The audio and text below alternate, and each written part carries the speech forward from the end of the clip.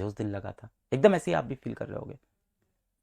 एक बच्चा बोल रहा है सर अब क्या होगा, एक बच्चा पूछ रहा है सर अब क्या होगा।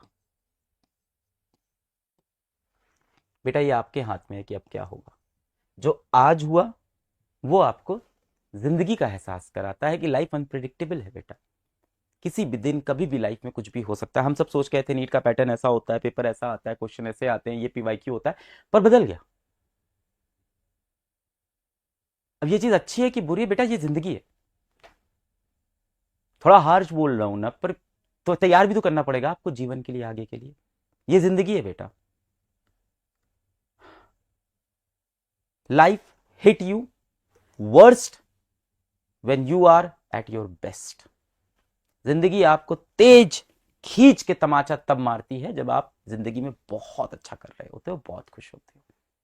यही है लाइफ की अनप्रिडिक्टेबिलिटी। कल सुबह उठे, क्या पता अपना कोई बहुत खास दुनिया में ना रहे। ये इस लेवल का पेन है उनके लिए है जिन्होंने जीवन के 2 साल एक्चुअली दिए, सीरियसली दिए।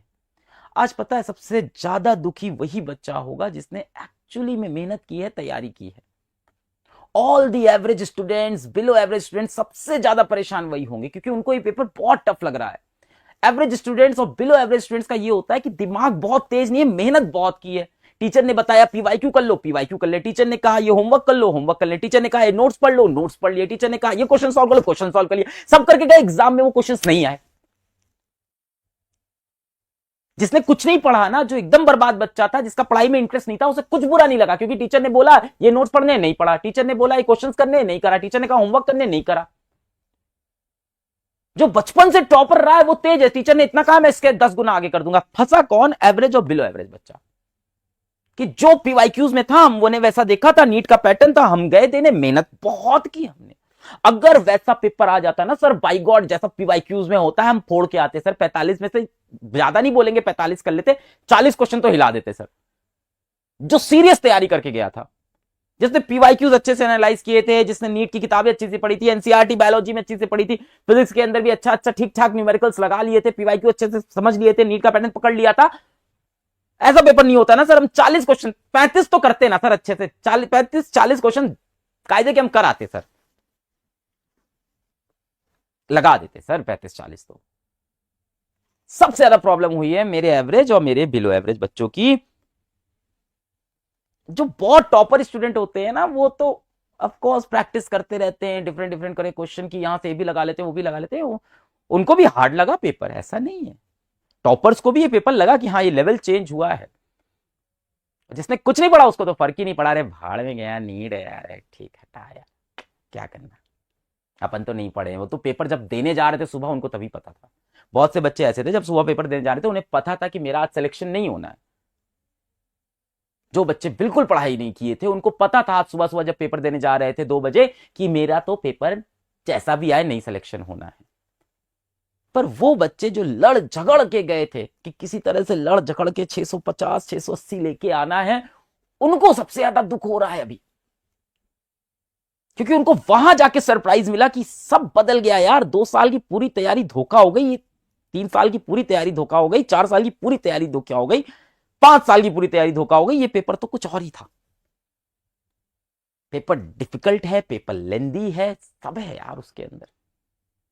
हाँ इसका एक ऑफकोर्स बेटा, जो मैं बोल रहा हूं पेपर टफ तो सबके लिए टफ, तो कट ऑफ ऑफकोर्स पागलों जैसे कट ऑफ नहीं बनेंगे, कट ऑफ डेफिनेटली लो होंगे। एग्जैक्टली क्या होंगे ये तो एनालिसिस के बाद ही पता चलेगा कि कितना नीचे गिरेंगे, ये तो आज कहना मुश्किल है।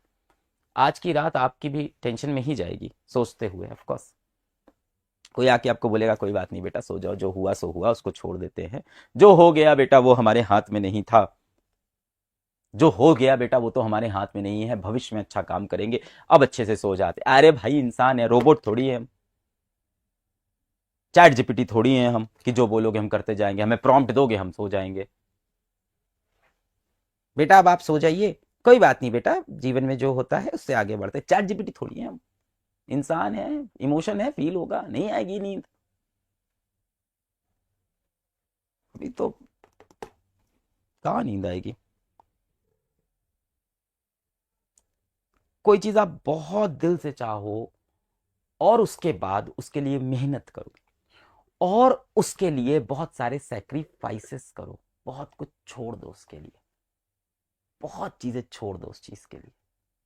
अपना प्यार छोड़ दो, अपना ऐशो आराम छोड़ दो, अपनी मस्ती छोड़ दो, अपनी हंसी छोड़ दो, अपनी खुशी छोड़ दो, अपना जीवन छोड़ दो, अपने माँ बाप से बात करना छोड़ दो, अपनी हेल्थ के बारे में सोचना छोड़ दो, अपने सारे शौक छोड़ दो, अपनी सारी अच्छी हैबिट्स छोड़ दो, और सिर्फ उस चीज को चाहो दिल से, शिद्दत से, और फिर वो ना हो, तब नींद नहीं आती है, तब नींद